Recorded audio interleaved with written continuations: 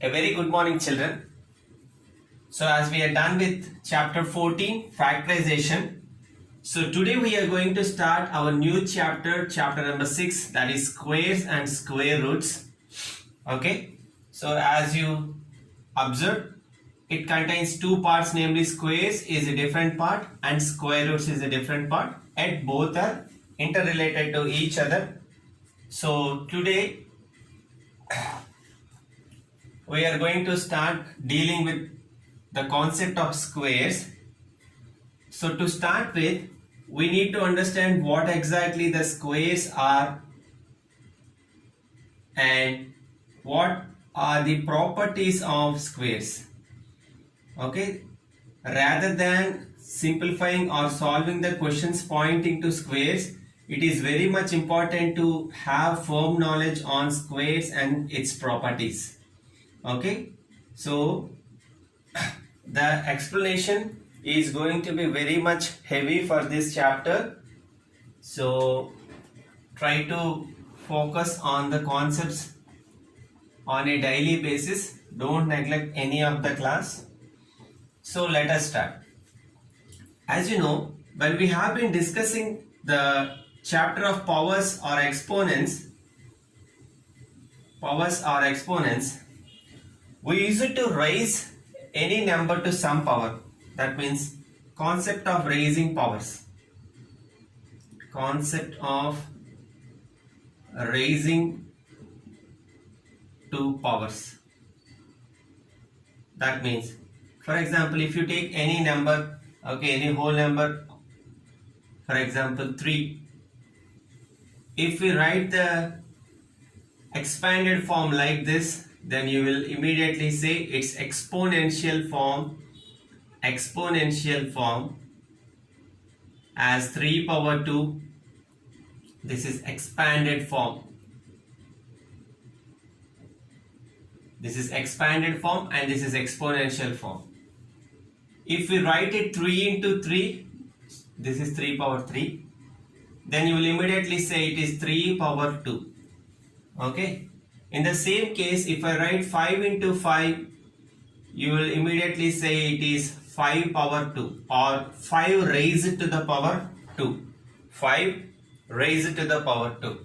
If I call 2 times 2 or 2 multiplied by 2, you will immediately say 2 raised to the power 2. 2 raised to the power 2. So in 3 power 2 and 5 power 2, 2 power 2, you know that 3, 5, 2, that means these things. 3, 5, 2 are bases. Okay, and 2 is power. So the numbers obtained by raising any number to the power of 2 are called squares. Okay, the number obtained, I will give notes to all these points, children, so don't copy anything from the board. So when you take any number and if you raise it to the power of 2, the numbers obtained we call squares. The other name is square numbers and the other name is square numbers. We usually call squares only, but keep this in mind, squares or square numbers both are same. So whenever you take a number and if you raise it to the power of 2, always it should be power of 2. Then the result obtained we call squares or square numbers. Actually, if you look at the term square here, if you take the geometrical figure of square, what is the area of a square?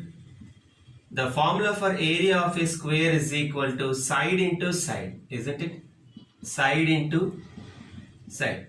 Whenever you deal with the problems pointing to the area of a square, they will give the side of a square is 3 centimeters, then they find the area. Then what you will do? 3 into 3. If I give 5 centimeters as the side, you will say 5 into 5. See, 2 times. The multiplication is going to be done 2 times. So this we can say 3 raised to the power 2 and 5 raised to the power 2. From this they took the word squares. Hope you understood. Okay, while we are finding the area of any given square, we will multiply it side by its side. The same number you will multiply with the number itself. From that concept they took the word of squares. Hope you understood. So when any number raised to the power of 2, the respective number obtained is called square or square number. Okay. Now we are going to deal with the next concepts of the squares, children. Okay. How to read a square? For example, if I write the statement as 2 into 2 is equal to 4, 2 times 2 is equal to 4, 2 times 2 we can write as 2 power 2 is equal to 4. Okay, if I give you the statement 2 times 2 is equal to 4 or 2 power 2 is equal to 4, then through this we can say that square of 2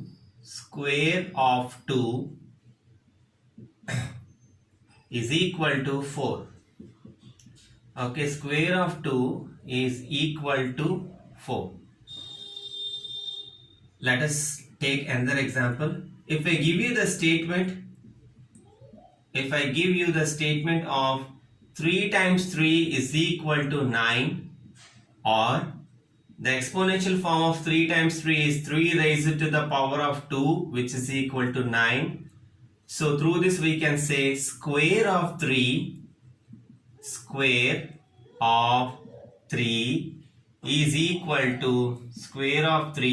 equal to 9.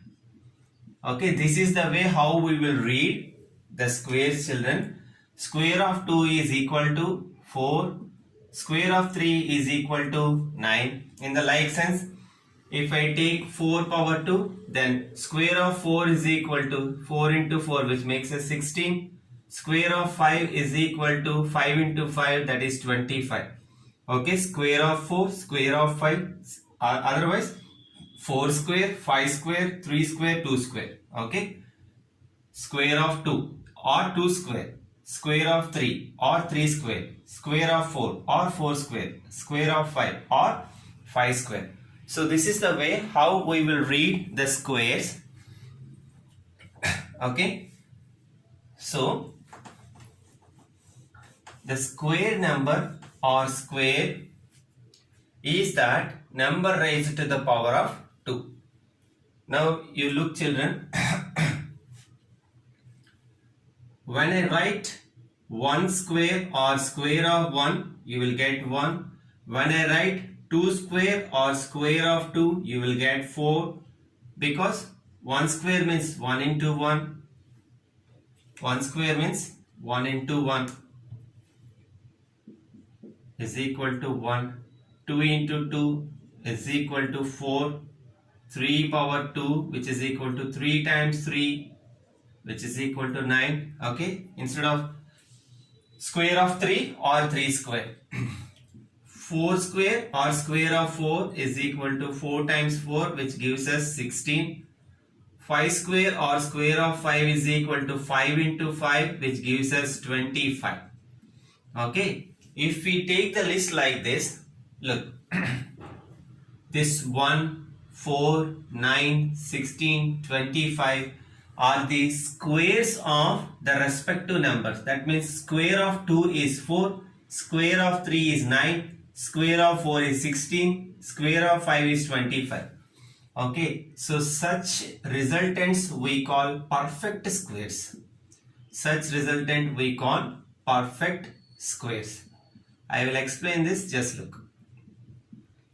If someone asks you, is 4 a perfect square? We can say yes, because 4 can be written as 2 square, 9 can be written as 3 square, 16 can be written as 4 square, and 25 can be written as 5 square. Okay, whenever we are saying square means number and the number itself, multiplication of number and the number itself gives us This 16, 9, 4, 25. Hence these are called perfect numbers. If someone asks you, can 15 be a perfect square? It is not possible to write 15 as product of the same number. I mean, let me give you a clear cut idea on this. For example, take 16 you take. Whenever we start writing the factors of 16, you will write 1 into 16, okay, 2 into 8, 4 into 4, okay, that's all. Take 15 for example. If we start writing the factors of 15, 1 into 15, okay, 3 into 5. If you observe this 16, the factors of 16, there is a factorization where the same number is going to be multiplied by the same number to get 16. Whereas it is not possible with the number 15. Hence, 15 can never be a perfect square. Okay. For your understanding, I am going to give one more example. Just look at the board carefully. If I take 36 for instance, I want to check whether 36 is a perfect square or not. Then if we start writing the factors of 36, you will write 1 times 36 and 2 times 18, okay, 3 times 12, 4 times 9 and 6 times 6. If you take 35 for instance, if we start writing the factors of 35, 1 times 35 and 5 times 7, and as usual, as you know, 36 times the same thing lastly 5 times 7. So here for 36 we have a chance of writing the factors in such a way that if you take a number and if you multiply by itself, you are going to get 36. Whereas for 35 there is no such possibility that a number by multiplying itself will never give 35. Hence 36 is a perfect square number, whereas 35 is not a perfect square. Hope you understood the concept, children. Very easy. All you have to keep things in mind is we are going to deal the properties of it. So try to keep more focus on those properties. We'll stop here and I'm going to give some points that are to be copied into CW. So please do that and try to read the textbook as possible. Okay. Have a great day.